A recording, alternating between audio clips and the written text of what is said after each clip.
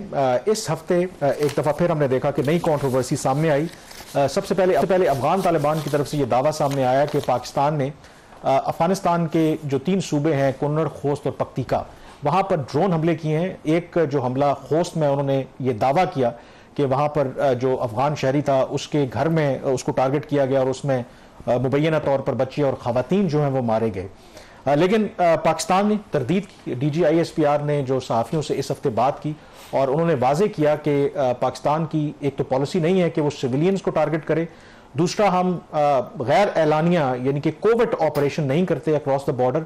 जब भी हमने ऑपरेशन किया उन्होंने हवाला दिया पिछले महीने जब पाकिस्तान ने अफगानिस्तान के अंदर कार्रवाई की थी तो वो एलानिया कार्रवाई थी, वो अफगानिस्तान को भी और बाकी जो लोग थे उनको भी बताया था। तो फिर सबसे अहम सवाल ये है कि अगर पाकिस्तान ने ये कार्रवाई नहीं की तो ये कार्रवाई किसने की है, ये दिलचस्प सवाल है। इसके लिए आप अगर पाकिस्तान और अफगानिस्तान के जो भी क्लेम्स, काउंटर क्लेम्स उनको छोड़ भी दें तो मेरी वाशिंगटन में कुछ लोगों से बात हो रही थी जो इस सारे रीजन को, मिलिटेंसी को फॉलो करते हैं। सो दे वर ऑल्सो सरप्राइज्ड। उनका बल्कि उन्होंने पॉइंट आउट भी किया कि जो ज़बीहुल्लाह मुजाहिद अफगान तालिबान हुकूमत के तर्जुमान हैं, अपनी स्टेटमेंट के साथ जो तस्वीर मुबैना तौर पर बच्चों की लगाई, उन्होंने कहा कि वो तस्वीर लेटेस्ट नहीं थी बल्कि अर्थक्वेक की तस्वीर थी जो उन्होंने लगाई। अब इसमें जो सबसे अहम जो पाकिस्तानी जो ज़राए कहते हैं कि इट कुड बी पॉसिबल कि कोई इनसाइड वहाँ पे वाक़या हुआ हो या कोई फॉल्स फ्लैग है। अफगान तालिबान को ये ख़तरा है, ये डर है कि जो इस्लामाबाद में अटैक हुआ, अब FC हेडक्वार्टर में भी इस हफ्ते हमने देखा कि नाकाम एक हमला हुआ, कि पाकिस्तान कहीं ना कहीं कोई बड़ी कार्रवाई कर सकता है। तो एक व्यू ये है कि उसको प्रीएम्प्ट करने के लिए अफगान तालिबान ने ये पूरा खेल खेला है, जो दुनिया को और ख़ास करके तुर्की और कतर को बताने के लिए कि देखें पाकिस्तान ये जो दावा करता है कि जी ये TTP के लोग यहाँ पे बैठे हैं, देखें पाकिस्तान जो हमले कर रहा है इसमें तो मासूम लोग मारे जा रहे हैं। तो काफ़ी इसमें आप कह सकते हैं कि एक जो नया ये एंगल और कंट्रोवर्सी अब नजर आ रहा है। इस पे पाकिस्तान का रिएक्शन तो आ गया, आप क्या समझते हैं इसके बाद पाकिस्तान की जो पॉलिसी है उसमें कोई चेंज आएगा? क्योंकि हुकूमत पाकिस्तान का तो ये स्टेटेड एक उनका अब ये स्टांस है कि अगर पाकिस्तान के ऊपर हमला होगा और उसकी जो रूट्स अफगानिस्तान में होंगे तो पाकिस्तान उस पर रिटेलिएट करेगा। तो प्रीएम्प्ट करना एक चीज़ है, बट वो जो प्रीएम्पशन है वो ज़रूरी तो नहीं उसको पाकिस्तान सीरियस भी ले। उसमें देखें पाकिस्तान की पॉलिसी बिल्कुल क्लियर है और बहुत से लोगों का ये ख्याल था कि इस्लामाबाद वाला जो हमला था वो डेफिनेटली बहुत प्रोवोकेटिव था। कई सालों के बाद ये हमला हुआ और श्रीलंकन क्रिकेट टीम का दौरा मनसूख होते होते रह गया कि शायद पाकिस्तान की तरफ से जवाब आएगा। लेकिन अभी तक पाकिस्तान ने अगर जवाब नहीं दिया तो उसकी जो सबसे बड़ी वजह है कि बज़ाहिर तो नज़र नहीं आ रहा लेकिन बिहाइंड द सीन कोशिशें जारी हैं और वो जो कोशिशें हो रही हैं उसकी वजह से अभी तक पाकिस्तान ने जवाब नहीं दिया। कहीं ना कहीं अभी भी शायद डिप्लोमेसी को मौका दिया जा रहा है, लेकिन अगर ये सारा सिलसिला परसिस्ट करेगा तो वो पाकिस्तान ने जो एक रेड लाइन ड्रॉ की है उस पर पाकिस्तान डेफिनेटली एक्ट करेगा। लेकिन अगर अभी तक अटैक नहीं हुआ तो उसका बहुत बड़ा फैक्टर वही है कि जो बिहाइंड द सीन जो मीडिएटर्स हैं वो एक रोल प्ले कर रहे हैं। अब उसमें अफगानिस्तान चलें, एक और जो उनके लिए मुश्किल अब आ सकती है, जो आपको पता है कि गुज़िश्ता रात वाशिंगटन में इसी हफ्ते बल्कि जो गुज़िश्ता रोज़ जो वाक़या पेश आया, वाइट हाउस से सिर्फ 2 स्ट्रीट्स दूर के 2 जो नेशनल गार्ड हैं उनके जो रिजर्व फोर्स होती है उन पर फायरिंग का वाक़या हुआ है, क्रिटिकल वो इंजर्ड हैं। और उसमें जो बताया जा रहा है कि जो हमला आवर है वो अफ़गान शहरी है, जो 2021 में जो बाइडन का प्रोग्राम था लोगों को सेटल करवाने का उसके तहत वो गया था।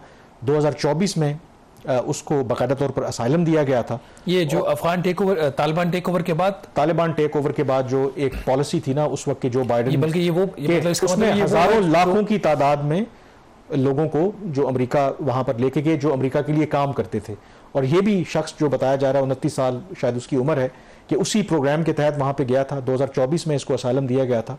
अब वो इसमें मुलविस पाया गया। इमीडिएटली क्या हुआ है कि जो अफगान जो ऑलरेडी पाइपलाइन में थे उनके जो जितने इस तरह के केसेस उसको तो उन्होंने कर दिया सस्पेंड और अमेरिकी सदर ट्रंप ने उसे दहशतगर्दी से मंसूब किया है। तो ये भी आई थिंक अफगान हुकूमत के लिए, अफगान तालिबान के लिए कोई अच्छी खबर नहीं है। ये इंटरेस्टिंग केस इसलिए हो सकता है ना कि ये अगर उन्होंने ये आइडेंटिफाई कर लिया कि ये उनका जो प्रोग्राम सेटलमेंट का था उसके तहत ये बंदा अफगानिस्तान से अमेरिका गया है, इसका मतलब वो अमेरिका के लिए काम करता रहा है डायरेक्टली और इनडायरेक्टली, क्योंकि ज्यादातर ये जो लोग थे जिनको सेटल किया गया था ये वो लोग थे जो अमेरिकन गवर्नमेंट को और बिल्कुल ये तालिबान के लोग तो नहीं थे, ये तालिबान के लोग तो नहीं थे, अमेरिकन गवर्नमेंट और ये वो लोग हैं जिनको कहते हैं कि तालिबान से खतरा है, हमें तालिबान से खतरा है। तो इसका कोई और भी इसका कोई डिफरेंट एंगल भी हो सकता है, बट जैसे आपने बोला कि इसका जो इमीडिएट जो एक रिएक्शन तो यही आया ना कि जो फर्दर सेटलमेंट्स हो रहे थे उसको रोक दिया, और गालबन कुछ अफराद बल्कि हज़ारों की तादाद में पाकिस्तान में भी रुके हुए, तो उनका क्या स्टेटस है? देखिए, पाकिस्तान में भी बिल्कुल क्योंकि पाकिस्तान ने इसी बुनियाद पर उनको एक्सेप्ट किया था कि उनका यहाँ पर जो स्टे है वो आर्जी और इवेंचुअली वो अमेरिका हो या बाकी जो यूरोपियन कंट्रीज हो उनको ले जाएंगे। लेकिन अब ये प्रोग्राम, पहले ही ट्रंप इसके खिलाफ थे और इस वाक़े के बाद तो ये प्रोग्राम मुकम्मल तौर पर खटाई में पड़ता दिखाई दे रहा है। और उसमें फिर आई थिंक वहाँ पर अगेन मुसलमानों के खिलाफ भी अगेन बात होना शुरू हो गई है। लेकिन ये एक चैलेंजिंग सिचुएशन होगी।